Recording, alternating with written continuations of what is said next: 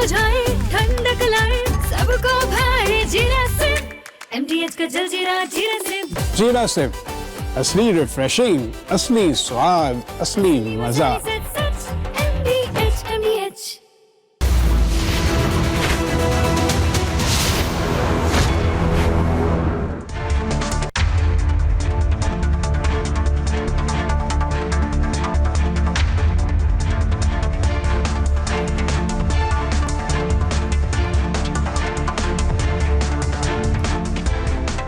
नमस्कार, बहुत स्वागत है आपका। आप देख रहे हैं देश का नंबर 1 न्यूज शो ये भारत की बात है और मैं हूं आपके साथ मृदुल शर्मा।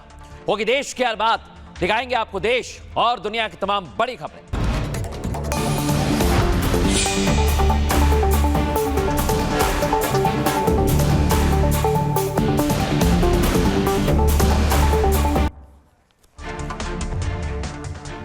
और दर्शकों, आज की पहली बड़ी खबर है, बंगाल में एग्जिट पोल के नतीजे देखकर दीदी की नींद उड़ गई है और आपको बताएंगे कि बंगाल में आखिर हो क्या रहा है।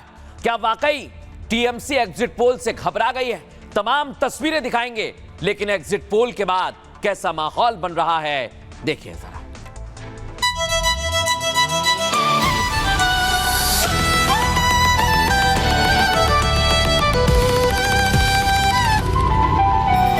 বাংলা এবারে বিকশিত হবে সচ্ছল সক্ষম, নব বাংলায় গাইবে সবাই বন্দে মাতরম। বাংলা এবারে বিকশিত হবে সচ্ছল সক্ষম, আর কতকাল বঞ্চিত রবে বাংলার জনগণ। নতুন বাংলা গর্ব এবার হবে পরিবর্তন। 4 मई के बाद हर घुसपैठियों को खदेड़ा जाएगा। सब बांग्लादेशी मुसलमान, सब बांग्लादेशी मुसलमान। तृणमूल कांग्रेस सब चोर और बीजेपी सब साधु। भय जाने वाला है और भरोसा आने वाला है। 4 तारीख चुनाव का रिजल्ट देगा। गंगा में डुबा डुबा के मारूंगा, गंगा में डुबा डुबा के मारूंगा। दिल्ली আমাদের বাংলা টার্গেট করেছে, আমাদের টার্গেট দিল্লি। 5 तारीख के बाद उल्टा लटका कर सीधा কেস করবেন, এটা ইটস এ ক্রাইম। এই কথা হোম মিনিস্টার বলতে পারে না। पूरा ममता को सुपड़ा साफ। দিদির প্রতি ভরসা রাখুন, বাংলার মানুষের প্রতি ভরসা রাখুন। 226 ক্রস করবো 2026-এ। বোনেদের সুরক্ষাতে আসবে নতুন মাত্রা, বিজেপির হাতে হোক বাংলায় পরিবর্তন যাত্রা। পরিবর্তন যাত্রা হোক পরিবর্তন যাত্রা, বিজেপির হাত ধরে বাংলায় পরিবর্তন যাত্রা। ममता क्या करेगा? वो तो चोर है, दुनिया भर का चोर है ममता। नाम का सोनार बांग्ला है, बंगाल ओरिजिनल में कंगाल है। ये साल ममता नहीं आएगी। বাংলার জনগণ দেখো আজ চায় বাংলায় ক্রান্তি, শিক্ষা শিল্প চাকরির সাথে ফিরবে রাজ্যে শান্তি। বিকশিত পশ্চিমবঙ্গ বিজেপির গ্যারান্টি।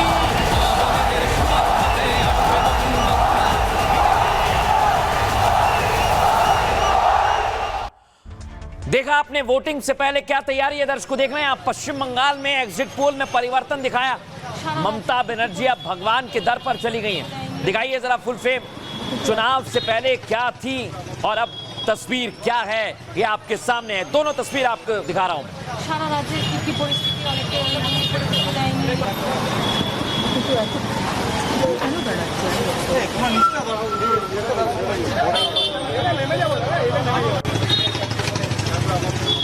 लेकिन दर्शकों, ममता बनर्जी खुद कह रही हैं एग्जिट पोल के बाद वो रात भर सो नहीं पा रही हैं। उन्हें किस बात का डर है, सुनवाइए जरा क्या कहती है ममता बनर्जी। সেইভাবে বাবাই এই বাড়িতে কালকে রাত্রিবেলা বাবাই এটা এত পপুলার ছেলে এই এলাকায়, তার বাড়িতে গিয়ে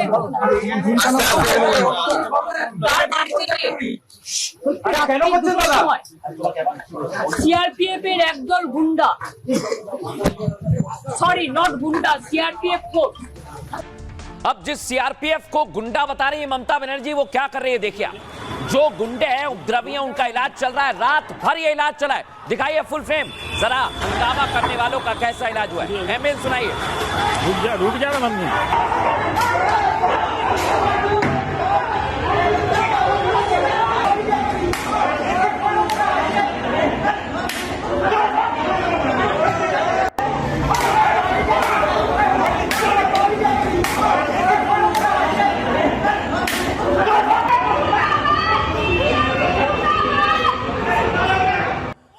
दर्शकों आप ये ट्रेलर है, यहां पर एक टीएमसी कार्यकर्ता पुलिस से भिड़ गया और पुलिस ने उसकी अच्छी क्लास लगाई। सुनवाइए जरा। আপনি কোন হরিদাস পাল? কোন হরিদাস পাল আপনি? আপনি ভিভিপ্যাট, এখানে কাগজ নিয়ে এখানে মানুষকে শো করছে। এই তো আপনার গাড়িতে আমি সিজ করেছি। আপনি ডুপ্লিকেট ভিভিপ্যাট এবং ভোটিং মেশিন এখানে মানুষকে প্রভাব করছেন। 100 মিটার 200 মিটারে বা আপনি সাধারণ নির্বাচনে যদি মতদান করেন, আমি যে কোনো জায়গায় যে কোনো বিনা ওয়ারেন্টে অ্যারেস্ট করার ক্ষমতা রাখি। আপনি কোন হরিদাস পাল? কোন হরিদাস পাল আপনি? আপনি কোন হরিদাস পাল? কোন হরিদাস পাল আপনি? আপনি ভিভিপ্যাট, এখানে কাগজ নিয়ে এখানে মানুষকে শো করছে। এই তো আপনার গাড়িতে আমি সিজ করেছি। আপনি ডুপ্লিকেট ভিভিপ্যাট এবং ভোটিং মেশিন এখানে মানুষকে প্রভাব করছেন। 100 মিটার 200 মিটারে বা আপনি সাধারণ নির্বাচনে যদি মতদান করেন, আমি যে কোনো জায়গায় যে কোনো বিনা ওয়ারেন্টে অ্যারেস্ট করার ক্ষমতা রাখি। আপনি কোন হরিদাস পাল? কোন হরিদাস পাল আপনি? কোন হরিদাস পাল? আমরা সাধারণ মানুষ। কোন হরিদাস পাল? আমরা সাধারণ জনগণ। আমরা সাধারণ জনগণ। देखा आपने, ये तो एग्जिट पोल के बाद है जब पुलिस पूरे फॉर्म में। आपको एक और तस्वीर दिखाता हूं, देखिए जरा। इधर जमकर धुनाई की जा रही है, दिखाइए जरा, फुल फ्रेम दिखाइए।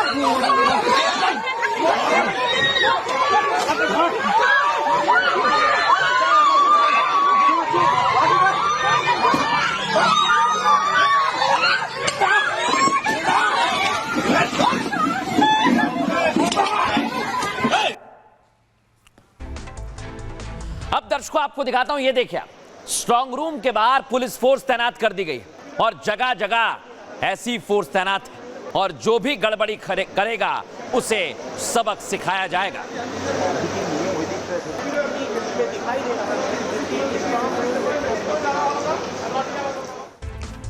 लेकिन दर्शकों, बड़ी बात क्या है, कल एग्जिट पोल कई सारे आए थे, पोल ऑफ पोल्स आए थे जिसमें बीजेपी की सरकार बन रही थी।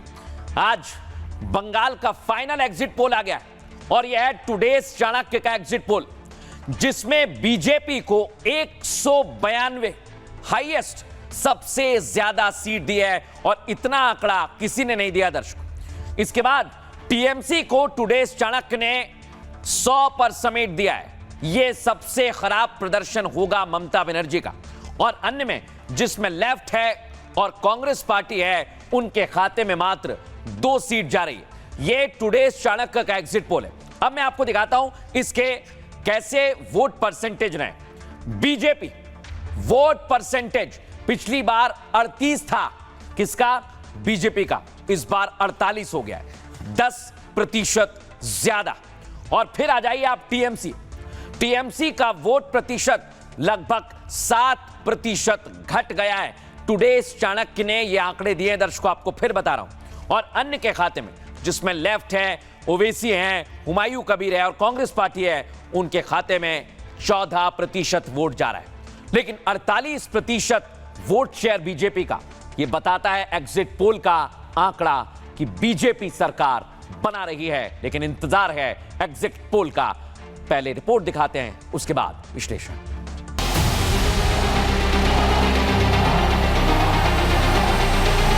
সিআরপিএফের একদল গুন্ডা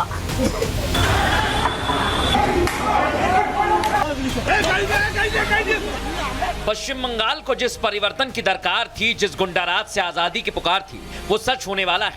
आजादी टीएमसी के भय से, आजादी टीएमसी के भ्रष्टाचार से, आजादी टीएमसी की सिंडिकेट से, आजादी बेटियों पर अत्याचार से, आजादी पलायन की मजबूरी से, आजादी बेरोजगारी और बेकारी से, आजादी घुसपैठियों से, कब्जे से।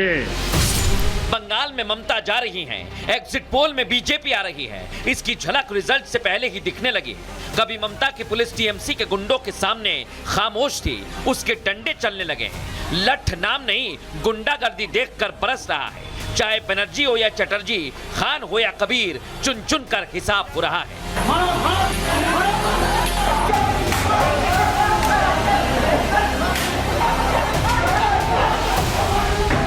ये तो सिर्फ परिवर्तन का ट्रेलर है।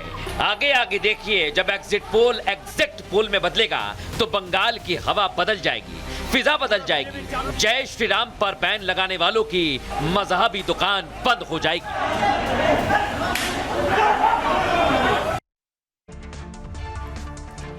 लेकिन दर्शकों, बड़ी बात क्या है, अभी जो तस्वीर आपने देखी है वो तो एग्जिट पोल की है, लेकिन अभी से ममता बनर्जी की मुश्किल बढ़ गई है। और खबर तो यह है कि ममता बनर्जी को रात भर नींद नहीं आ रही। ममता बनर्जी टेंशन में है, देख रहे हैं आप, एग्जिट पोल के बाद टीएमसी टेंशन में है।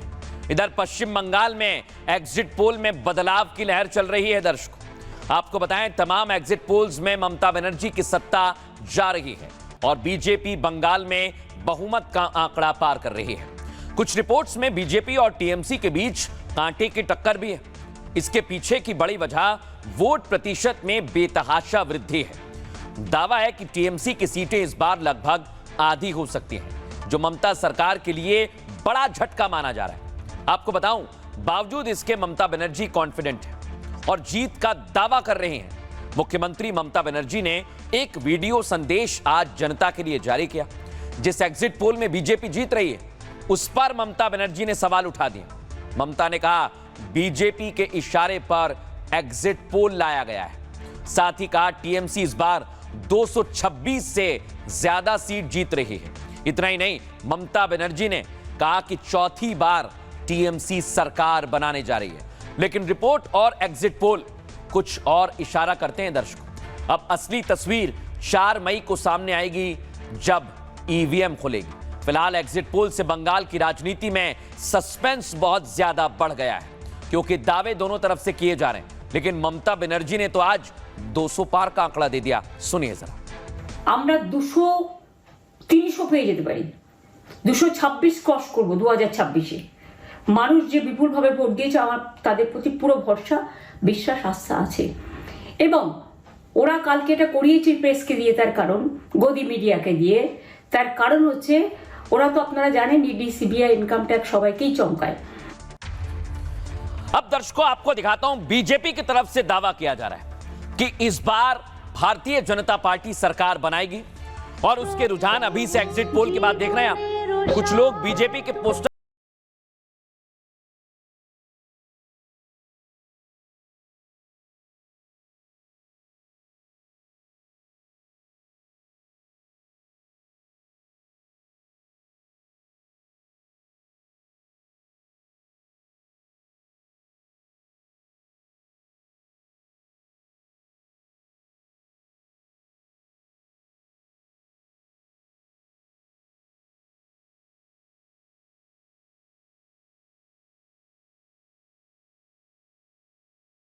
वोटर्स बीजेपी की जीत के दावे कर रहे हैं और पूजा कर रहे हैं। और इधर देखिए, मुस्लिम अल्लाह से गुजारिश कर रहे हैं कि बीजेपी की सरकार बने। सुनिए जरा, सुनवाइए। रसगुल्ला मोदी हार जाए या अल्लाह, सबके मुंह में रसगुल्ला, ममता बोले सुभान अल्लाह। ग्रीन रसगुल्ला खिलाएंगे, बड़ा बड़ा रसगुल्ला। वो मूढ़ी खाए ना, अब उसको हम लोग यहाँ बंगाल का रसगुल्ला खिलाएंगे मोदी जी को। तो ये वोटर्स बटे हुए हैं, कोई बीजेपी की जीत के दावे कर रहा है तो कोई ममता की जीत के दावे कर रहा है। और इधर पश्चिम बंगाल में ममता बनर्जी चिंता में है। दर्शकों, इधर ममता बनर्जी का वीडियो वायरल हो रहा है, जिसमें वो बराबर क्या कहती हैं, सुनवाता हूं आपको मैं। আপনারা সবাই আমরা আছি বলে না, আপনারা সবাই ভালো আছেন। আর যদি আমরা না থাকি, কোনোদিন সেরকম আসে 1 সেকেন্ড লাগবে। একটা কমিউনিটি যখন জোট বাঁধে না, ঘিরে ফেললে 1 সেকেন্ডে দেবে একদম 12টা বাজিয়ে। अब ममता बनर्जी कहती है, मैं हूं तब हिंदू सुरक्षित है। लेकिन बीजेपी ने इस बार मां काली का भी मुद्दा उठाया। प्रधानमंत्री नरेंद्र मोदी दर्शन के लिए पहुंचे थे। और इधर बंगाल की अस्मिता से जुड़ी हुई है मछली, जो बंगाल का प्रमुख भोजन है, उसको लेकर भी बीजेपी ने पूरी तरह से ममता बनर्जी के जो आरोप हैं उनका जवाब दिया। लेकिन दर्शकों, अब मैं आपको बताता हूं कि आखिर ममता बनर्जी क्यों तिलमिलाई हुई हैं। क्या वाकई उनकी सरकार जा रही है? और आपने गलत फ्रेम ले लिया है। सबसे बड़ी बात यह है कि इस समय जो तस्वीर बनी हुई है वो चौंकाने वाली तस्वीर है बंगाल की। और आपको बताता हूं कि आखिर बंगाल में क्यों चुनाव में माहौल बदल रहा है। 5M फैक्टर क्या है बंगाल का, यह बताता हूं। चुनाव में ममता बनर्जी ने मां माटी मानुष का नारा दिया है और इसके जवाब में बीजेपी 5M वाली रणनीति लेकर आई है दर्शकों, जिसमें मंदिर, मछली, मां काली, महिला और मोदी फैक्टर है। आपको बताएं, बंगाल चुनाव में बीजेपी को हिंदू वोटर से सबसे बड़ी उम्मीद थी। इसी वोट बैंक के दम पर बीजेपी 3 से 77 सीटों तक पहुंची है।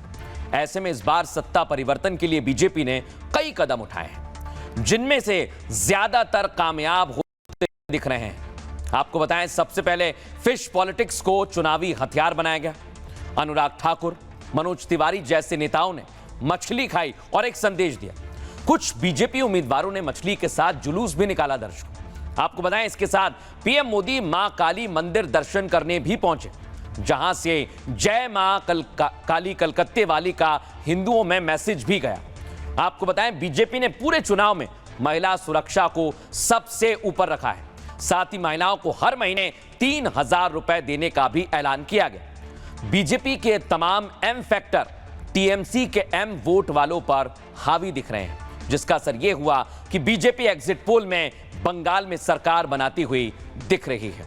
अब आपको बताते हैं बीजेपी इसे लेकर क्या दावे करती है, सुनिए जरा। भवानीपुर में आज एग्जिट पोल बहुत ठीक है, मैं ग्राउंड का एग्जिट पोल बता रहा हूँ, 180 प्लस बीजेपी अच्छा मेजोरिटी से भाजपा सरकार बन रहा है मोदी जी का नेतृत्व।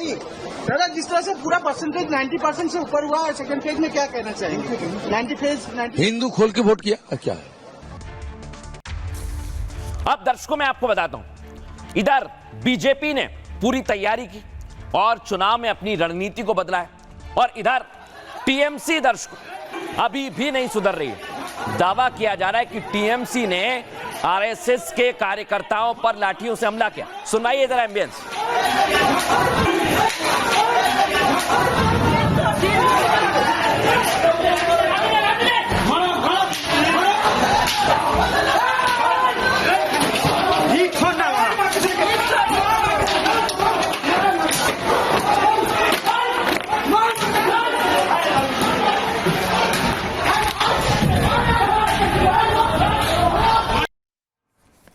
अब दर्शकों आपको दिखाते हैं, ये देखिए, जो टीएमसी के नेता गलत तरह से माहौल खराब कर रहे थे, उनका अच्छे से इलाज किया गया है। फुल फ्रेम दिखाइए इस तस्वीर को।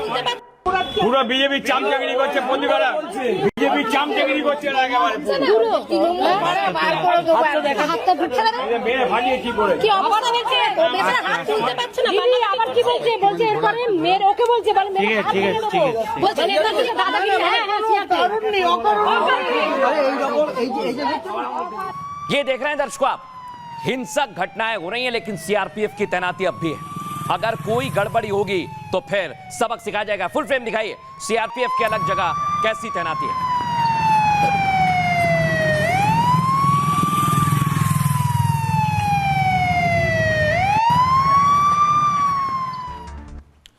अब दर्शकों आपको दिखाते हैं कि आखिर क्यों टीएमसी के कार्यकर्ता आरएसएस के कार्यकर्ताओं से भिड़ गए। वो भी एग्जिट पोल में जब नतीजे बीजेपी के पक्ष में जा रहे हैं, तो बंगाल में माहौल देख रहे हैं आपके सामने कैसा है। बंगाल में पहली बार ऐसा हुआ जब हिंसा नहीं हुई है चुनावों में, छिटपुट घटनाएं हुई हैं, और इसमें सबसे अहम भूमिका सीआरपीएफ के जवानों की रही, क्योंकि बंगाल पूरी राजनीतिक हिंसा के लिए हमेशा से प्रसिद्ध रहा है। वोटिंग के दौरान छिटपुट घटनाएं जरूर हुई हैं दर्शकों, लेकिन कोलकाता में आरएसएस कार्यकर्ताओं पर आज हमला कर दिया गया। हमला जय बांग्ला नहीं बोलने पर किया, ऐसा टीएमसी के नेताओं ने दावा किया। आरोप है कि एग्जिट पोल के बाद से टीएमसी के कार्यकर्ता काफी गुस्से में हैं। कई इलाकों में माहौल बिगाड़ने की कोशिश भी शुरू हो चुकी है। कोलकाता के बेहाला में आरएसएस को जो कार्यकर्ताएं हैं उन पर अटैक किया गया है, नुकसान पहुंचाया गया है। इसके अलावा जादवपुर में भी माहौल काफी तनावपूर्ण रहा है, लेकिन सीआरपीएफ के जवानों ने बवाल को शांत करवाया। आपको बताएं, दशकों बाद ऐसा हुआ जब किसी बड़े चुनाव में हत्या, बमबारी या हिंसा की कोई रिपोर्ट सामने नहीं आई है। चुनावी हिंसा का काला इतिहास बंगाल का रहा है। वैसे भी पश्चिम बंगाल में चुनावी हिंसा कोई नई बात नहीं। पिछले 20 साल में चुनाव के दौरान 280 मौत दर्ज की गई है। और आपको बताएं, 2008 के पंचायत चुनाव में 45 लोगों की मौत हुई थी। 2009 में लोकसभा चुनाव में 15 लोगों की मौत हुई थी। 2011 के विधानसभा चुनाव में 17 लोगों की जान चली गई थी। 2014 के लोकसभा चुनाव में 7 लोगों की मौत हुई थी। 2016 के विधानसभा चुनाव में 8 लोगों की जान गई थी। और आपको बताएं, 2018 के पंचायत चुनाव में सबसे ज्यादा 75 मौतें हुई थी। 2019 के लोकसभा चुनाव में 12 लोगों की मौत हुई थी और 2021 के विधानसभा चुनाव में 17 लोगों की जान गई थी। और इस बार फिर से ऐसा ही हमला किया गया है। सुनिए जरा। यहाँ पे ही दोनों भाई खड़े हुए थे और ऐसे में जो टीएमसी के जो गूंस हैं वो आते हैं और उसके बाद उनकी तरफ से जो है टीएमसी के गूंस की तरफ से प्रेशर दिया जाता है कि आप जय बंगला का नारा दीजिए। जब वो मना कर देते हैं जय बंगला का नारा देने से, तो ऐसे में मारपीट जो है वो शुरू कर दी जाती है। जो जिन्होंने पिटाई की है उनको गिरफ्तार नहीं किया, बल्कि यही 5 लोगों को गिरफ्तार कर लिया जो पीड़ित पक्ष है, जिनके साथ मारपीट हुई है, जिनका वीडियो सामने आया है। बेरहमी से उनके साथ मारपीट करते हैं, सर फोड़ देते हैं। लेकिन पुलिस की लापरवाही, परिवार का यही कहना है कि पुलिस कितनी बड़ी लापरवाही निकल के सामने आई। पीड़ित पक्ष को गिरफ्तार किया और जो टीएमसी की तरफ से जो गुंडागर्दी की जा रही थी, पिटाई की जा रही थी, उनके खिलाफ कोई एक्शन नहीं लिया गया है। लेकिन बड़ी बात क्या है दर्शकों, इधर टीएमसी के गुंडे लाठी बजा रहे हैं और उनका देखिए जरा क्या हश्र हो रहा है। ये लोग कैसे अभी भी उपद्रव मचा रहे हैं और फिर सीआरपीएफ इनका इलाज कर रही है। दिखाइए जरा फुल फ्रेम।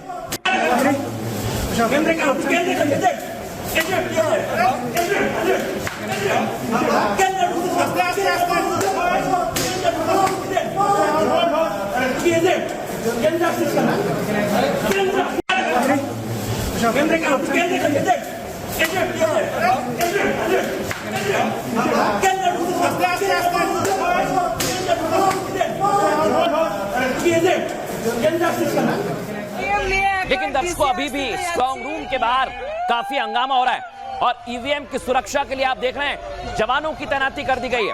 महिला पीठासीन अधिकारियों को सीआरपीएफ के जवान अपने साथ लेकर जा रहे हैं। दिखाइए इस तस्वीर को।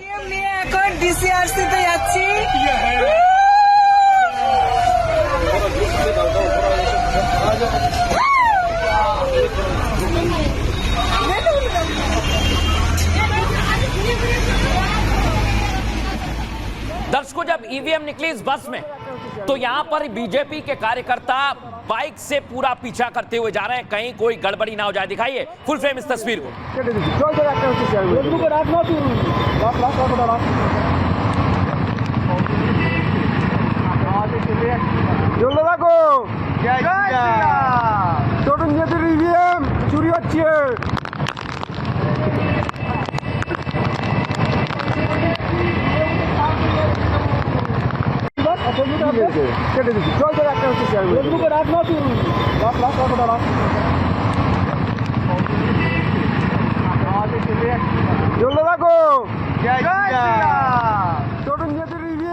चोरी হচ্ছে।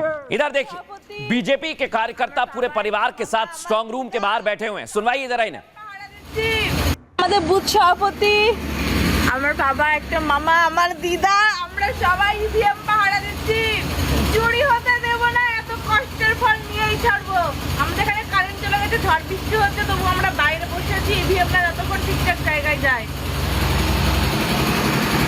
আমাদের এখানটা কারেন্ট চলে গেছে, তবু আমরা ইভিএম পাহারা দিচ্ছি। ইভিএম सिर्फ बीजेपी नहीं, टीएमसी देखिए आप, ये शशि पांजा और कुणाल घोष बैठे हुए हैं स्ट्रांग रूम के बाहर धरने पर। यहां से जब तक गिनती शुरू नहीं होगी तब तक नहीं उठेंगे। और खबर तो यह है दर्शकों, ममता बनर्जी भी पहुंच गई। दिखाइए तस्वीर, आ जाइए जरा। ये आप देखिए, तमाम सुरक्षा बल तैनात हैं और इस बीच ममता बनर्जी स्ट्रांग रूम पहुंच गई। फुल फ्रेम जरा इस तस्वीर को दिखाइए, दिखाइए जरा, एमएन सुनाइए।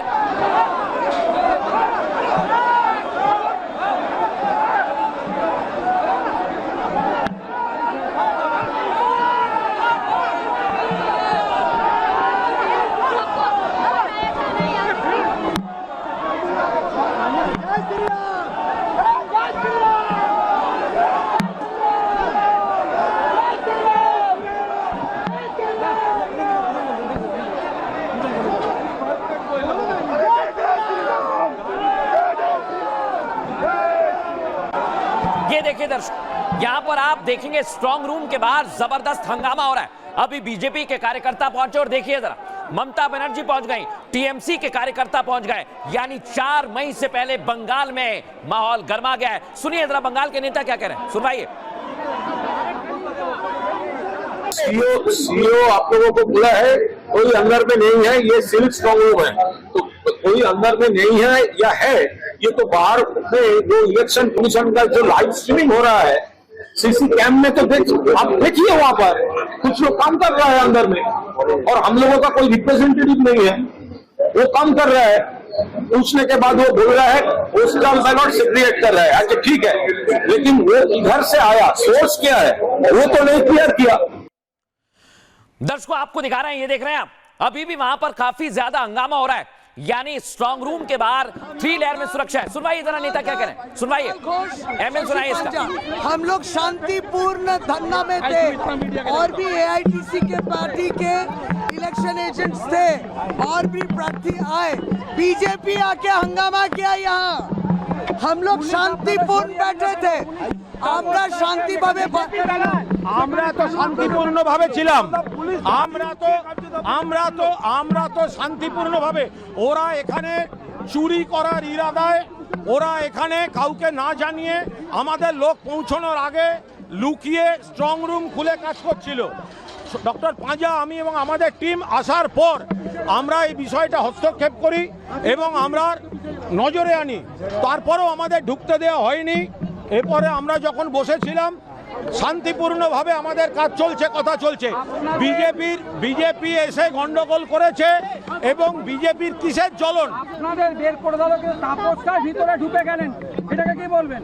ওটা তো নিজেদের পার্টি অফিস, দালাল সেন্ট্রাল পুলিশ বিজেপি লোকদের নিয়ে, কলকাতার পুলিশের হাতে নয়।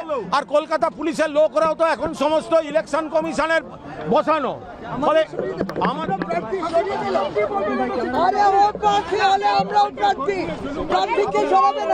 সামনেটা ছাড় না, একটু সামনেটা ছাড় না।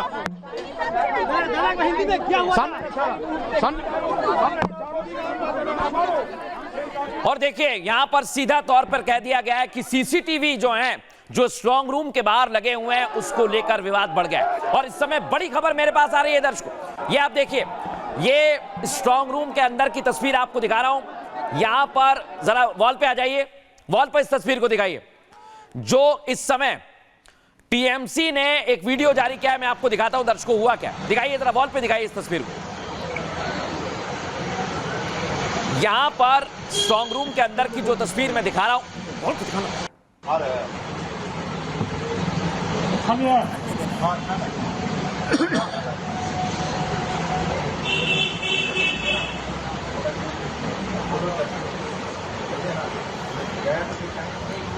अब दर्शकों आप देखिए जरा, ये स्ट्रांग रूम में ईवीएम रखी हुई है, ये पूरी ईवीएम रखी हुई है, वीवीपैट पर्ची को लेकर बड़े विवाद हुए। लेकिन इस बीच ये वीडियो जारी किया, जरा फुल फ्रेम दिखाइए इस तस्वीर को, कैसे वीडियो में टीएमसी दावा कर रही है सीसीटीवी को लेकर कि स्थिति वहां पर ठीक नहीं है और इसलिए वहां पर धरने पर बैठे हुए हैं।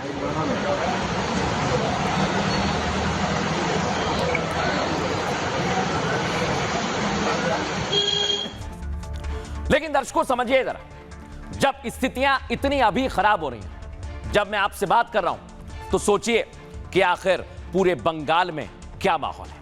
आइए जरा मैं आपको बताता हूं स्ट्रांग रूम के बाहर हुआ क्या है। पश्चिम बंगाल में ईवीएम की सुरक्षा के पुख्ता इंतजाम किए गए और पश्चिम बंगाल में वोटिंग के बाद वोटिंग मशीनों को स्ट्रांग रूम में रखा गया है। आपको बताएं, जिसकी सुरक्षा में स्ट्रांग रूम के पास कई कंपनियां तैनात की गई हैं। स्ट्रांग रूम की सुरक्षा किसी अभेद्य किले से कम नहीं है। खबर यह है दर्शकों, स्ट्रांग रूम को 3 अलग अलग सुरक्षा घेरों में बांटा गया है। पहले घेरे की जिम्मेदारी केंद्रीय अर्धसैनिक बलों की है और जो स्ट्रांग रूम के ठीक बाहर 24 घंटे तैनात रहते हैं। उसके बाद आपको बताएं, दूसरे घेरे में केंद्रीय बल पहरा देते हैं, आसपास इलाके में वो नजर रखते हैं। सबसे बाहरी सुरक्षा चक्र की जिम्मेदारी होती है राज्य पुलिस की, यानी बंगाल पुलिस की, जो बाहरी भीड़ या किसी भी अनाधिकृत प्रवेश को रोकती है। कोई बाहरी नहीं जा सकता। स्ट्रांग रूम में डबल लॉक सिस्टम यानी दोहरा ताला लगाया जाता है और इसी की चाबी डिस्ट्रिक्ट इलेक्टोरल ऑफिसर यानी डीईओ के पास होती है। और आपको बताएं, नियम यह भी है कि जब तक मतगणना का दिन नहीं आता तब तक इस ताले को बिना चुनाव आयोग की अनुमति और उम्मीदवारों के प्रतिनिधियों की मौजूदगी के बिना नहीं खोला जाएगा। यानी वोटिंग के बाद ईवीएम की सुरक्षा में सेंध लगाना संभव नहीं है दर्शकों। लेकिन इसे लेकर अब भी आरोप लगाए जा रहे हैं, सुनवाता हूं आपको।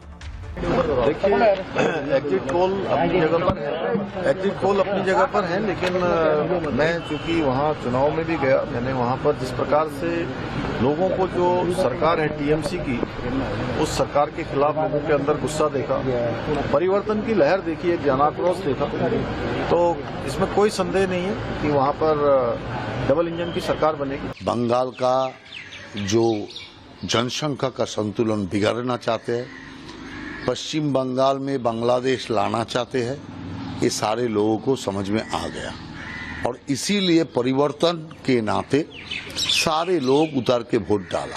पश्चिम बंगाल में जिस प्रकार से बंगाल की जनता ने, मतदाताओं ने अपने मताधिकार का इस्तेमाल किया, वो बहुत साफ संकेत और संदेश दे गया कि अब पश्चिम बंगाल की जनता इस निर्मम सरकार को और बर्दाश्त नहीं करेगी। देखिए, एग्जिट पोल पे भरोसा नहीं किया जा सकता। एग्जिट पोल नतीजा थोड़ी है, लेकिन इसके अंदर भी मुझे कहीं ना कहीं भारतीय जनता पार्टी की साजिश लगती है कि कल को वो नतीजे अपने हिसाब से डिक्लेयर कराएंगे और उसके बाद कहेंगे कि एग्जिट पोल भी तो यही कह रहा था। अब दर्शकों, ये सब कुछ क्यों हो रहा है, ये बवाल क्यों हो रहा है, आपको पता है? क्योंकि एग्जिट पोल में बीजेपी की सरकार बन रही है। और एग्जिट पोल कब कब आया है, कैसे कैसे आया है, इसकी पूरी इंफॉर्मेशन मैं आपको देता हूं। पहली तस्वीर दिखाइए। इधर बंगाल में बीजेपी दावा कर रही है कि एग्जिट पोल में हम जीते हैं तो एग्जैक्ट पोल में भी जीत हमारी होगी। दिखाइए जरा तस्वीर को।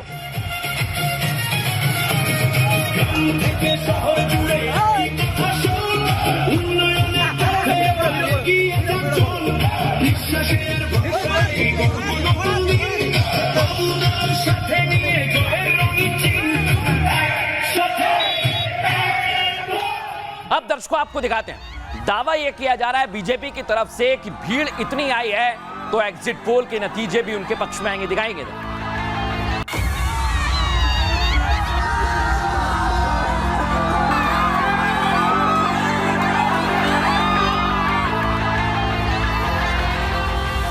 लेकिन दर्शकों, टीएमसी की तरफ से अभी भी दावे किए जा रहे हैं। स्ट्रांग रूम के बाद प्रदर्शन किया जा रहा है जो मैंने दिखाया, क्या वाकई टीएमसी का जादू चला या नहीं चला, इस पर संशय बरकरार है। अगली तस्वीर दिखाइए, डालिए जरा सामने। ये आप देखिए दर्शक, मैट्राइस का जो एग्जिट पोल आया है वो चौंकाने वाला है। इसलिए क्या वाकई टीएमसी की धड़कनें बढ़ी हुई हैं? क्योंकि अलग अलग एग्जिट पोल में आपको दिखा रहा हूं जिसमें पीमार्क है, 160 से ज्यादा बीजेपी का है, 152। 5 ऐसे एग्जिट पोल हैं जिसमें बीजेपी की सरकार बन रही है। मूव कीजिए इसे, मूव कीजिए इसे। अगली तस्वीर दिखाइए। ये आप देखिए दर्शकों, 5 एग्जिट पोल हैं जिसमें बीजेपी की सरकार बन रही है और 2 एग्जिट पोल ऐसे हैं जिसमें टीएमसी की सरकार बन रही है। यानी अभी जो एग्जिट पोल के आंकड़े सामने आए हैं वो ये बताने के लिए काफी हैं कि अभी बीजेपी कॉन्फिडेंट है। सुनिए जरा। 200 से ज्यादा सीट मिलेगा, डबल सेंचुरी जरूर होगा, उसका बाद क्या होगा बाद में दिखा जाएगा। ममता बनर्जी 200 पार करके ही क्षमता में आएगी। My experience is that in the past most exit polls went wrong. I'm confident that Mamata Banerjee will become chief minister for the 4th time. लेकिन दर्शकों आपको बताते हैं एग्जिट पोल का इतिहास क्या रहा है, क्योंकि एग्जिट पोल आज से नहीं आ रहे हैं। जो लोग एग्जिट पोल पर सवाल उठाते हैं उनको बताऊं, एग्जिट पोल की शुरुआत सबसे पहले अमेरिका में हुई। 1930 में पहली बार अमेरिका में चुनावी सर्वे हुए। हालांकि तब ये सर्वे घर घर जाकर किए जाते थे। आपको बताएं 1967 में पहली बार वोटिंग के बाद सर्वे की शुरुआत हुई, जबकि भारत में पहला एग्जिट पोल 1996 में जारी हुआ, जिसमें एग्जिट पोल का सैंपल साइज जितना बड़ा होता है दर्शकों, उस सर्वे को उतना ही ज्यादा एक्यूरेट माना जाता है। सैंपल सर्वे में पूछे गए सवाल जितने न्यूट्रल होते हैं, आप ये मानिए एग्जिट पोल का रिजल्ट भी उतना ही सटीक होता है। जानकारी दे दूं, सर्वे का दायरा जितना बड़ा होगा, सटीकता भी उतनी ज्यादा ही होगी। अगर किसी विधानसभा में सिर्फ 2-3 बूथ से सैंपल लिए जाएं, तो फिर एग्जिट पोल के गलत होने की संभावनाएं बढ़ जाती हैं और वोटिंग के बाद मतदाताओं से पूछकर डेटा जुटाया जाता है और सैंपलिंग के जरिए पूरे राज्य का अनुमान तैयार किया जाता है। सही सैंपलिंग एग्जिट पोल की सफलता को सबसे बड़ी कुंजी मानी जाती है। हालांकि वोटर साइलेंट हो और अगर वो अपनी पसंद को छिपा लें तो एग्जिट पोल के नतीजे बदल जाते हैं। कई बार अलग अलग फेज में नैरेटिव बदलने से एग्जिट पोल गलत साबित हो जाते हैं, जबकि कई बार लास्ट मिनट स्विंग पूरे एग्जिट पोल को पलट देता है। हालांकि बंगाल में पिछले चुनावों के एग्जिट पोल और नतीजे इसी ने अंतर बताते हैं कि अभी वहां पर एग्जिट पोल सही साबित हुए। सुनिए जरा। ये एग्जिट पोल तो एग्जिट पोल होता है, जिसको सैंपल सर्वे भी कहते हैं। तो सैंपल सर्वे हमेशा सही हो ये कभी नहीं होता। और सैंपल सर्वे का जो साइज़ भी होता है, इन जो भी ये कंपनी है जो सैंपल सर्वे कर रही है, एग्जिट पोल कर रही है, उनका साइज़ बहुत बड़ा नहीं होता है। ये कुछ सीटों में जाते हैं, कुछ लोगों से बात करते हैं और फिर उस आधार पर ये अपना रिजल्ट निकाल देते हैं। और हमने ये भी देखा है कि आजकल जब आप किसी जो आदमी वोट देकर बाहर आ रहा है, वो आपको सही नहीं बताता है। उसने अगर बीजेपी को वोट डाला तो टीएमसी को बताएगा, या टीएमसी ने वोट डाला तो किसी और कंपनी को बताएगा, किसी और पार्टी को बताएगा। तो इसलिए वहाँ भी एग्जिट पोल गलत आते हैं। इसलिए हमने कई बार देखे हैं ऐसा कि एग्जिट पोल कुछ और कह रहा है और उसके एक्चुअल जो परिणाम है वो कुछ और आए। तो इसलिए एग्जिट पोल को बहुत ज़्यादा उसकी जो प्रतिष्ठा है उस पर उसको इतना दिल पर नहीं लेना चाहिए। अब दर्शकों मैं आपको बताता हूं, इस बार चुनावों में एग्जिट पोल को लेकर बड़ा शोर मचा हुआ है और ये देख रहे हैं आप, इसलिए मचा हुआ है क्योंकि इस बार वोट प्रतिशत बहुत ज्यादा रहा। पहले चरण में 93 के आसपास और दूसरे चरण में आंकड़ा पहुंच गया दर्शकों 92% के आसपास। और इसे लेकर अलग अलग दावे किए जा रहे हैं। मूव कीजिए जरा से। महिलाओं ने जमकर वोट डाला है दर्शकों, पुरुषों से 2% ज्यादा वोट महिलाओं का रहा। तो क्या इस बार महिला गेम चेंजर साबित होगी? अब दर्शकों मैं आपको बताता हूं, वोट प्रतिशत अगर बढ़ा है और महिलाओं का अगर बढ़ा है दर्शक, तो फिर यह टीएमसी के लिए दिक्कत पैदा करेगा। कैसे? आइए आपको बताता हूं। 5 राज्यों में इस बार रिकॉर्ड वोटिंग हुई है, ये तो सभी जानते हैं। बढ़े हुए मतदान का सीधा फायदा बीजेपी को मिलता दिख रहा है एग्जिट पोल में। चाणक्य के सर्वे में बीजेपी 48% और टीएमसी 38% वोट पा रही है। यानी 2021 के मुकाबले बीजेपी का वोट 10% तक बढ़ता हुआ दिख रहा है। इस वोटिंग परसेंटेज के पीछे महिला फैक्टर बेहद अहम है दर्शकों। बंगाल में महिलाओं ने पुरुषों से 2% ज्यादा वोटिंग की है। दावा है कि बंगाल में महिलाओं ने पाला बदल लिया है। खबर यह है दर्शकों, कैश, मुफ्त यात्रा और आरक्षण के वादे ने महिलाओं को प्रोत्साहित किया है।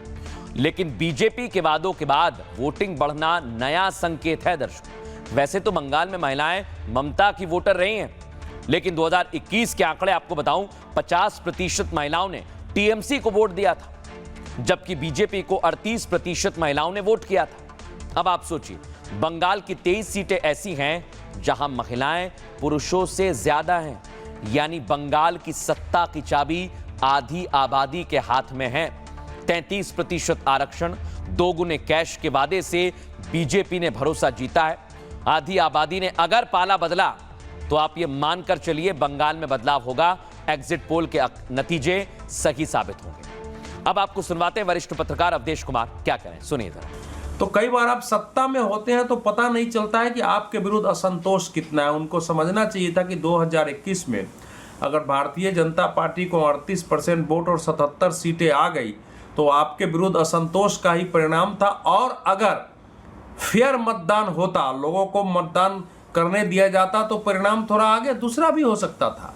अब इस बार क्या हुआ है कि इस बार SIR होने से जितने मृत थे, संदिग्ध थे, स्थानांतरित मतदाता थे, उनके नाम कट गए। करीब 90 लाख से ज़्यादा, 90,83,000 जिन्यून मतदाता बच गए।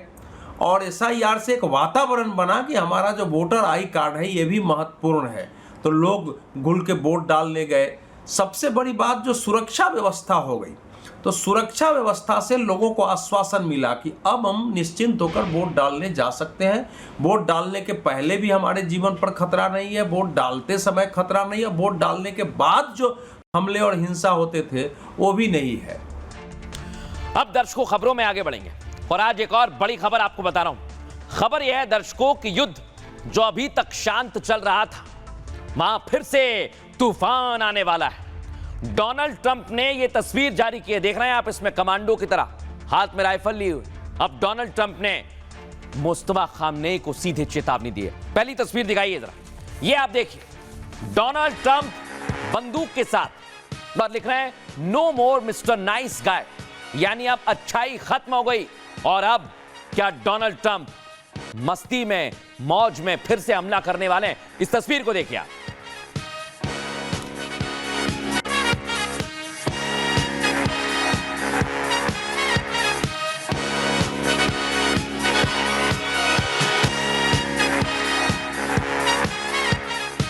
दर्शकों थोड़ी देर हुई, एक और तस्वीर आई, देख रहे हैं आप, द स्टॉर्म इज कमिंग।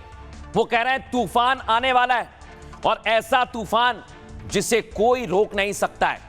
तो क्या डोनाल्ड ट्रंप ईरान पर हमला करने वाले हैं? आपको दिखाते हैं, ऐसा ही हुआ था 50 दिन पहले मिडिल ईस्ट में दर्शकों युद्ध शुरू हुआ और अब भी समंदर में यह युद्ध चल रहा है और डोनाल्ड ट्रंप ने स्ट्रेट ऑफ हॉर्मुज में ब्लॉकेट किया है, जो ईरान के लिए मुश्किल है। अब दर्शकों मिडिल ईस्ट युद्ध में हॉर्मुज पे दोनों देश अड़ गए। डोनाल्ड ट्रंप वहां से पीछे नहीं हट रहे और ईरान ने कह दिया है कि अगर डोनाल्ड ट्रंप पीछे नहीं हटे तो फिर यहां पर मिलिट्री एक्शन लेना पड़ेगा। अब दर्शकों मैं आपको बता रहा हूं, इधर ईरान ने कह दिया कि हमें स्ट्रेट ऑफ हॉर्मुज में अपनी ताकत दिखानी है, डोनाल्ड ट्रंप पर हमला करेंगे। इधर ट्रंप ने हॉर्मुज का नाम बदल दिया है, स्ट्रेट ऑफ ट्रंप। वो पहले भी दर्शकों युद्ध के बीच इस तरह की बात कह चुके हैं, लेकिन अब ये तस्वीर जारी कर उन्होंने दुनिया को चौंका दिया है। अब दर्शकों मैं आपको बताता हूं कि अगर स्ट्रेट ऑफ हॉर्मुज में जो स्थिति बनी हुई है उसको लेकर डोनाल्ड ट्रंप ने जो तस्वीर जारी की है वो देखिए, ये है वो तस्वीर, देख रहे हैं आप। ट्रंप ने अपनी बंदूक निकाल ली है, बंदूक के साथ डोनाल्ड ट्रंप की तस्वीर ने दुनिया को हैरान कर दिया है। एक बार फिर चर्चा छिड़ गई है, क्या युद्ध शुरू होने वाला है? ट्रंप के तेवर और उनकी बयानबाजी से इसकी आशंका बढ़ गई है। दरअसल पिछले 48 घंटे में ट्रंप ने 2 सोशल मीडिया पोस्ट किए हैं। दोनों सोशल मीडिया पोस्ट में डोनाल्ड ट्रंप ने ईरान को सीधी सीधी धमकी दी है। एक पोस्ट में वो बंदूक ताने खड़े हैं और उनके पीछे बॉम्बिंग हो रही है, देख रहे हैं आप। इसमें 2 टूक लिखते हैं कि ईरान जल्द से जल्द परमाणु समझौता करे, अगर ईरान ऐसा नहीं करता तो उनसे बुरा कोई नहीं होगा। दूसरे पोस्ट में लिखते हैं कि तूफान आने वाला है जिसे कोई रोक नहीं सकता है। हालांकि इन दोनों ही पोस्ट में उन्होंने ईरान का सीधे सीधे नाम नहीं लिया, लेकिन इनमें भाषा, बॉडी लैंग्वेज और बैकग्राउंड सारी तस्वीरें साफ कर देती हैं। और आपको बताएं, इस बीच खबर यह है कि एक बार फिर अमेरिका ने अपनी सैन्य तैयारी बढ़ा दी है। खबर है कि डोनाल्ड ट्रंप को संभावित सैन्य कार्रवाई की ब्रीफिंग भी जल्द की जाएगी। ट्रंप की यह ब्रीफिंग आपको बताएं ब्रैड कूपर देंगे, जो अमेरिका की सेंट्रल कमांड के प्रमुख हैं। खबर तो यह है कि अमेरिका ने छोटे लेकिन ताकतवर हमलों की फिर से प्लानिंग कर ली है, जिसका मकसद युद्ध को छोटा रखना और ईरान पर दबाव बनाना होगा। अमेरिका ईरान में स्पेशल फोर्सेस भेजने पर भी विचार कर रहा है, ताकि जल्द से जल्द हाई एनरिच्ड यूरेनियम को कब्जे में लिया जाए। इस बीच डोनाल्ड ट्रंप और पुतिन की फोन पर भी बातचीत हुई। दोनों के बीच 1.5 घंटे तक ईरान के मुद्दे पर चर्चा हुई है। दर्शकों माना जा रहा है कि ट्रंप एक्शन से पहले ग्राउंड मजबूत कर रहे हैं, क्योंकि युद्ध के दौरान ट्रंप के खिलाफ पुतिन खुलकर बोल चुके हैं। और आपको बताएं इसे लेकर एक्सपर्ट क्या कह रहे हैं, सुनिए जरा। This administration, unlike other administrations, Trump प्रशासन की नीयत बिल्कुल साफ है। हम पिछली प्रशासन की तरह ईरान के परमाणु कार्यक्रम की अनदेखी नहीं कर सकते। हमारी सरकार का मानना है कि ईरान को पिछली सरकारों ने सही से हैंडल नहीं किया। हिजबुल्ला, हमास को पूरे इलाके में बढ़ाया गया। ईरान की इस पॉलिसी को हम स्वीकार नहीं कर सकते। Iran the same thing. I mean, militarily we. Iran की सैनिक ताकत को हमने खत्म कर दिया है। उसकी नौसेना खत्म है, वायुसेना खत्म है। अब वो रोना रो रहे हैं। उन्होंने हार मान ली है। उनकी अर्थव्यवस्था बुरी तरह चौपट हो चुकी है। अब दर्शकों मैं आपको बताता हूं, इस समय सबसे बड़ी दिक्कत बनी हुई है दो जगह। एक मैंने बताई स्ट्रेट ऑफ हॉर्मुज और दूसरी है दर्शकों लेबनान, जहां पर हमले रुक नहीं रहे। खबर यह है कि इजराइल ने एक अटैक कर दिया है और यहां पर 5 से 7 लोगों की इस अटैक में मौत हुई है। इधर दर्शकों ईरान की भी तैयारी है। ईरान ने कह दिया कि अगर डोनाल्ड ट्रंप ने इस बार कोई गलती की तो करारा जवाब मिलेगा। और मुस्तफा खामनेई, खबर यह है दर्शकों कि अब टीवी पर आ चुके हैं और पहली बार दावा किया जा रहा है कि उन्होंने ईरानी जनता को संदेश दिया और कहा कि किस तरह से कि अभी जो स्थितियां बनी हुई हैं, देखिए आप, ईरान के समर्थन में सैकड़ों लोग उतरे हुए हैं।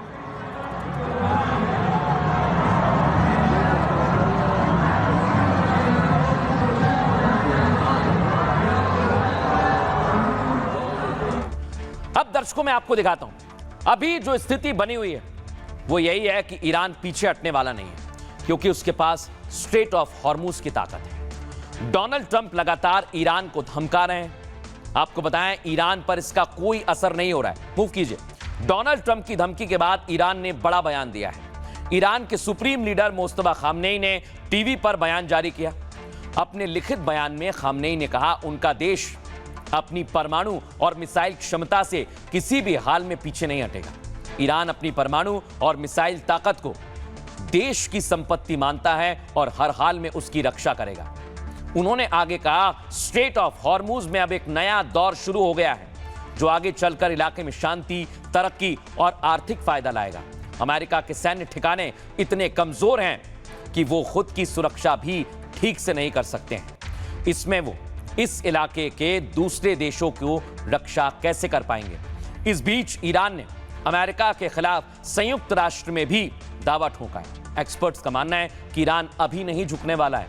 ईरान कम से कम 2-3 महीने तक ऐसे दबाव झेल सकता है और ईरान खुद को मजबूत मान रहा है, वो लंबे समय तक टिक सकता है। ईरान अमेरिका की परीक्षा ले रहा है, क्योंकि अमेरिका का युद्ध खर्च लगातार बढ़ता जा रहा है। ऐसे में अमेरिका इस युद्ध में कब तक टिकेगा, इसे लेकर सस्पेंस बना हुआ है, क्योंकि युद्ध के पहले महीने में अमेरिका $20-25 खर्च कर चुका है और जमीनी हमले का प्लान बनाता है तो उसे 5 लाख सैनिकों की जरूरत होगी। ऐसे ऑपरेशन में हर महीने करीब $55 अरब खर्च होते हैं, यानी हर साल यह खर्च $750 अरब से ज्यादा होगा। ऐसे में अमेरिका के लिए दोबारा युद्ध घाटे का सौदा होगा दर्शकों।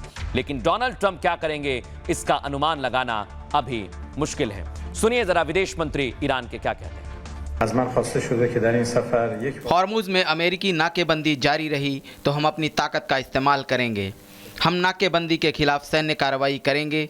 समुद्र में नाकेबंदी का मतलब होता है युद्ध का ऐलान, इसलिए अगले 24 घंटे के बाद हम कभी भी एक्शन ले सकते हैं। इधर ईरान का देखें तो इनकी तरफ से भी पूरी बयानबाजी जारी है, लेकिन ब्लॉकेड के चलते उनका जो प्रोडक्शन कैपेसिटी है वो बहुत कम हुई है और जिसके चलते उनकी स्टोरेज कैपेसिटी भी पीक पे पहुंचने वाली है। तो ऐसे में युद्ध स्टार्ट करना तो दोनों ही बयानबाजी दे रहे हैं, लेकिन रोल आता है पुतिन का, जैसे कि अराक्ची पुतिन से फेस टू फेस मिले और उसके बाद 90 मिनट की ट्रंप और पुतिन की बातचीत होती है। और शुरू से भी ये कहा जा रहा है कि चाइना और रशिया दोनों ही एक बैक प्लेयर्स की बजाय फ्रंट में आके एक एग्रेसिव मीडिएटर का रोल प्ले करेंगे। अब दर्शकों आपको बताते हैं, इस समय स्थितियां तेल के लिए बहुत ज्यादा दिक्कत पैदा करेगी और स्ट्रेट ऑफ हॉर्मुज में जैसे जैसे स्थितियां खराब हो रही हैं, आने वाले समय में दावा किया जा रहा है कि तेल की किल्लत होगी। इस वजह से रुपए को भी दिक्कत हो सकती है। आइए आपको अगली तस्वीर दिखाते हैं। अभी जापान में खबर यह है दर्शकों कि जापान की करेंसी भी काफी ज्यादा गिर रही है और आप ये मानकर चलिए स्ट्रेट ऑफ हॉर्मुज बंद रहेगा तो दुनिया में कई देशों की अर्थव्यवस्था चरमरा जाएगी। आपको दिखाते हैं अमेरिका में भी हालात ठीक नहीं है।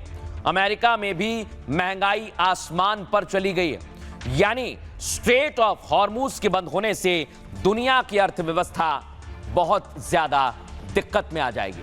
और आप ये मानकर चलिए कि अभी तो स्थितियां ठीक हैं, लेकिन अगर ये और 10 से 15 दिन चला तो फिर दिक्कत होगी दर्शकों। ऐसा मैं क्यों कह रहा हूं? क्योंकि कच्चे तेल की कीमत रिकॉर्ड स्तर पर पहुंच गई है। आपको बता रहा हूं, कच्चा तेल प्रति बैरल $126 को पार कर गया है। पिछले हफ्ते तेल की कीमत $100 प्रति बैरल थी। कच्चा तेल, जिसे ब्रेंट क्रूड कहते हैं, 7% की बढ़ोतरी हुई है उसमें। पिछले 4 साल में ब्रेंट क्रूड में सबसे ज्यादा बढ़ोतरी अभी दर्ज की है। इससे पहले मार्च 2022 में इसकी कीमत $128 प्रति बैरल थी दर्शकों। ईरान अमेरिका युद्ध और स्ट्रेट ऑफ हॉर्मुज की नाकेबंदी से ये हालात पैदा हुए हैं। जानकारों का मानना है कि ब्रेंट क्रूड की कीमत अभी और ज्यादा बढ़ेगी। स्ट्रेट ऑफ हॉर्मुज लंबे समय तक बंद रहा तो $200 प्रति बैरल टच कर सकता है, जिसका सीधा असर भारत की अर्थव्यवस्था पर पड़ेगा। ईंधन महंगा होगा और ईंधन महंगा होने से परिवहन लागत बढ़ेगी, जिससे महंगाई भी बढ़ जाएगी। मतलब खाद्य पदार्थ और रोजमर्रा की तमाम चीजें महंगी हो सकती हैं। आयात महंगा हो जाएगा, रुपए की कीमत गिरेगी, जीडीपी में भी काफी ज्यादा असर पड़ेगा। और भारत का 80% से ज्यादा तेल मिडिल ईस्ट से आयात होता है, जो स्ट्रेट ऑफ हॉर्मुज के बंद होने की वजह से दिक्कत में आ गया है। क्योंकि मिडिल ईस्ट से जो तेल आता है वो उसी रास्ते से आता है। पहले ईरान ने हॉर्मुज ब्लॉक कर रखा था, अब डोनाल्ड ट्रंप, अमेरिकी आर्मी, नेवी वहीं पर बैठी हुई है। आपको बताते हैं इकोनॉमिस्ट आकाश जिंदल क्या कह रहे हैं। ग्लोबल इकोनॉमी, दुनिया जो पहले से स्लो डाउन और रिसेशन का शिकार है, यानी मंदी का शिकार है, उस पे हाई इन्फ्लेशन यानी महंगाई का तड़का लग जाएगा। इसे स्टैगफ्लेशन कहा जाता है। स्टैगफ्लेशन का मतलब इकोनॉमी की रफ्तार रुक जाना और खर्चों का बढ़ जाना। इससे ज्यादा पेनफुल कुछ नहीं होता। इसका मतलब क्या है?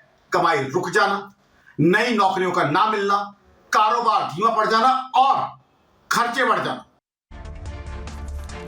लेकिन दर्शकों, आपने देखा दुनिया में इस समय अभी भी स्थितियां ठीक हैं। हो सकता है कि दिक्कत आ जाए, लेकिन दर्शकों, पड़ोसी मुल्क पाकिस्तान में तो दिक्कत आ गई है। जो पड़ोसी मुल्क दोनों की बात करवा रहा था, अमेरिका की खिदमत कर रहा था, ईरान इनकी मेहमान नवाजी कर रहा था, उसको अब काफी दिक्कत हुई है। दिखाइए जरा अगली तस्वीर। पाकिस्तान में दर्शकों कुछ दिन का पेट्रोल बाकी है और ये वहां के खुद मंत्री कह रहे हैं कि हमारे पास स्ट्रेटेजिक पेट्रोल और स्ट्रेटेजिक ऑयल एक दिन का भी नहीं बचा है। और उन्होंने इसके लिए भारत की भी तारीफ की है। लेकिन आपको बताऊंगा दर्शकों, पाकिस्तान में आखिर स्थिति क्या है। और इस समय पाकिस्तान की हालत बहुत ज्यादा खराब है, क्योंकि अगर पाकिस्तान में स्ट्रेट ऑफ हॉर्मुज बंद रहा तो आप ये मानकर चलिए दिक्कतों का अंबार लगने वाला है। स्ट्रेट ऑफ हॉर्मुज का असर पूरी दुनिया पर हो रहा है। भारत ने हालात को काबू में कर रखा है, लेकिन पाकिस्तान की हालत पतली हो गई है दर्शकों। पाकिस्तान में कच्चे तेल की सप्लाई पर काफी ज्यादा असर पड़ा है। सप्लाई रुकने की वजह से उसका तेल भंडार खत्म हो गया है। पाक के पेट्रोलियम मंत्री सरकार ने खुद वो कह रहे हैं कि हालात अलार्मिंग सिचुएशन में पहुंच गए। पेट्रोलियम मंत्री अली मलिक ने कहा कि भारत की तुलना में पाकिस्तान की स्थिति काफी ज्यादा कमजोर है।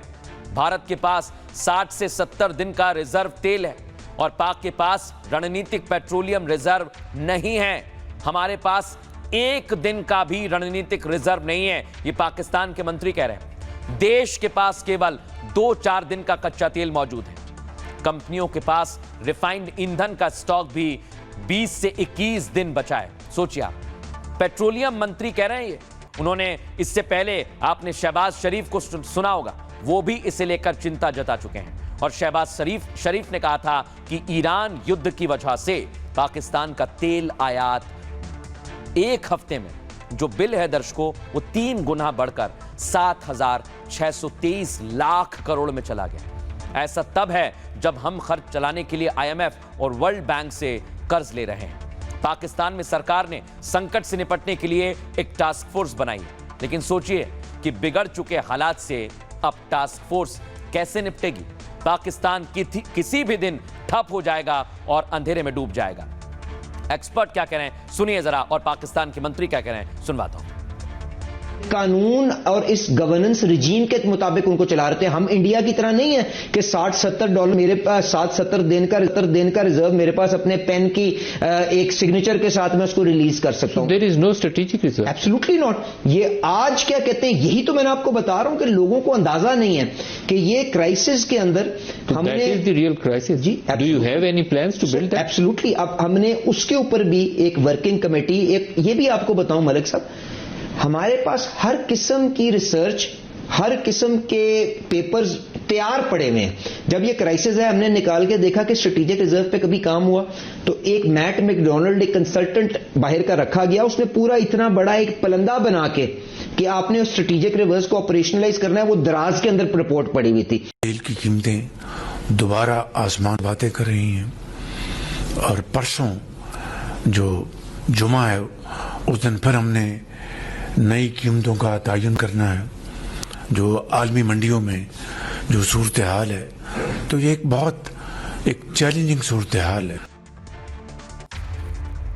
अब दर्शकों आगे बढ़ेंगे और आपके काम की खबर। कुछ ऐसी तस्वीर आ रही हैं दर्शकों जो चौंकाती हैं, हैरान करती हैं, डराती हैं।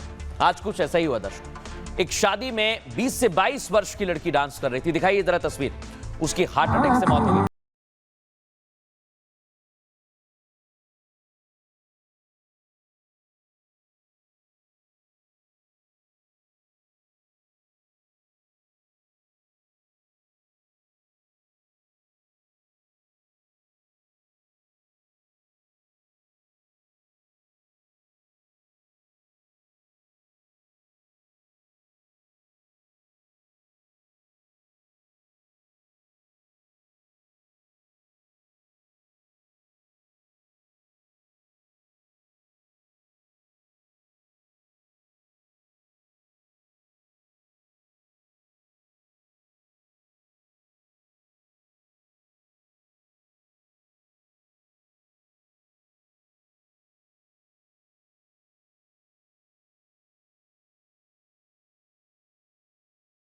दर्शकों, शादी चल रही है, 20 से 22 वर्ष की ये युवती डांस कर रही है और एकाएक इसकी मौत हो जाती है। ये आंकड़े चौंकाते हैं और ये तस्वीरें चौंकाती हैं दर्शकों। आइए आपको दिखाते हैं हुआ क्या। राजस्थान के जालौर में डांस करते करते युवती की मौत हो गई। यही है वो तस्वीर। शादी समारोह में युवती स्टेज पर डांस कर रही थी। आपको बताएं, डांस करते करते युवती अचानक लड़खड़ाने लगती है, देखिए आप, और थोड़ी देर में युवती स्टेज पर गिर जाती है। आपको जानकारी दे दें, युवती की मौके पर ही मौत हो गई है। युवती का नाम दीपिका है और उसकी उम्र महज 20 साल बताई जा रही है। जिसने भी हादसे का ये वीडियो देखा वो डर गया है। बताया जा रहा है कि 4 महीने पहले दीपिका की शादी हुई थी और आपको बताएं, हादसे के बाद परिवार समेत पूरा गांव सदमे में है। इससे पहले भी डांस करते करते कई लोगों की जान चली गई है। एक्सपर्ट्स कहते हैं कि हार्ट अटैक के पीछे ये बहुत बड़ी वजह है। धीरे धीरे हार्ट अटैक आने की कई वजह सामने आती जा रही हैं। लेकिन आपको बताएं, ज्यादा डांस करने से भी दिल का दौरा पड़ सकता है। ऐसा डॉक्टर्स का कहना है। हार्ट का काम शरीर में खून को पंप करना है और जिम या डांस करने के दौरान शरीर बहुत ज्यादा एक्टिव होता है और इसी दौरान हार्ट को खून की ज्यादा पंपिंग करनी पड़ती है। लेकिन आपको बताएं, इसी वजह से क्या मौत हुई है अभी तक स्पष्ट नहीं है। सुनिए डॉक्टर क्या कह रहे हैं। जो तस्वीरें हमने देखी हैं, जो वायरल वीडियो देखा है, उसमें महिला को थोड़ी चक्कर से आते हैं और वो सडनली गिरती है, कोलैप्स हो जाती है और रिवाइव नहीं किया जा सका उनको। सबसे इंपॉर्टेंट कारण ये है कि सडन कार्डियक डेथ जो डेफिनेशन के हिसाब से अगर सिम्टम्स शुरू होने के 1 घंटे के अंदर मौत होती है तो इसको सडन कार्डियक डेथ की कैटेगरी में रखते हैं। सडन कार्डियक डेथ की कई वजह होते हैं, जिसमें एक मुख्य वजह हार्ट अटैक है, जिसकी भी संभावना काफी आजकल ज्यादा है, क्योंकि आज जो है कॉर्नरी आर्टरी डिजीज का जो लैंडस्केप है वो चेंज हो गया है। ये बुजुर्गों की अब बीमारी नहीं रही है, यंग बच्चों को भी हो रही है 20 साल 22 साल में। लेकिन दर्शकों, इंसान तो इंसान, जानवर भी परेशान होने लगे और एक खबर ऐसी आई जिसने चौंका दिया। पोल्ट्री फार्म में डीजे बजने से 140 मुर्गियों को हार्ट अटैक आ गया। सोचिए, 140 मुर्गियों को हार्ट अटैक आ गया। खबर क्या है दर्शकों, हुआ क्या है, आइए जरा मैं आपको बताता हूं। ये देखिए दर्शकों, दावा किया जा रहा है कि यूपी के सुल्तानपुर में मुर्गियों की मौत से हड़कंप मच गया। डीजे के शोर से 140 मुर्गियों की मौत का दावा पोल्ट्री फार्म मालिक ने किया है। 25 अप्रैल को शादी के दौरान ऐसा ही डीजे बज रहा था दर्शक। जब डीजे पोल्ट्री फार्म के पास से गुजरा तब वहां पर तेज आवाज के चलते मुर्गियां इधर उधर भागने लगी। और आपको बताएं, पोल्ट्री फार्म मालिक ने डीजे की आवाज कम करने के लिए भी कहा, लेकिन डीजे वाले ने आवाज कम करने से मना कर दिया। और आपको बताएं, फार्म मालिक साबिर अली का आरोप है कि डीजे की तेज आवाज के चलते मुर्गियों की मौत हो गई है। बताया जा रहा है कि तेज आवाज से मुर्गे और मुर्गियों का हार्ट फेल हो गया। मुर्गियों की मौत से परेशान साबिर ने थाने में जाकर गुहार लगाई है और इस मामले में एफआईआर भी दर्ज करवाई है। इस मामले को लेकर अलग अलग दावे किए जा रहे हैं। डॉक्टर्स भी इसे लेकर दावे करते हैं, लेकिन आप सोचिए क्या वाकई तेज आवाज जानवरों को भी दिक्कत पैदा करता है? आगे बढ़ते हैं, बात करेंगे आज के सूत्र की। आज का सूत्र लिया है हरिवंश राय बच्चन से। उनकी कविता है, जो बीत गई सो बात गई। जीवन में एक सितारा था, माना वो बेहद प्यारा था, वो डूब गया तो डूब गया। अंबर के आनंद को देखो, कितने इसके तारे टूटे, कितने इसके प्यारे छूटे, जो छूट गए फिर कहां मिले। पर बोलो टूटे तारों पर कब अंबर शोक मनाता है, जो बीत गई सो बात गई। आप अपना ख्याल रखें। एक छोटा सा ब्रेक, जल्द हाजिर होंगे। चमकी चाट से क्या बना है? सैंडविच, लस्सी और छाछ और हर घूंट में चमकी चाट, ड्राई फ्रूट और दही बड़े। चमकी चाट से स्वाद बढ़े। असली स्वाद सिर्फ चमकी चाट।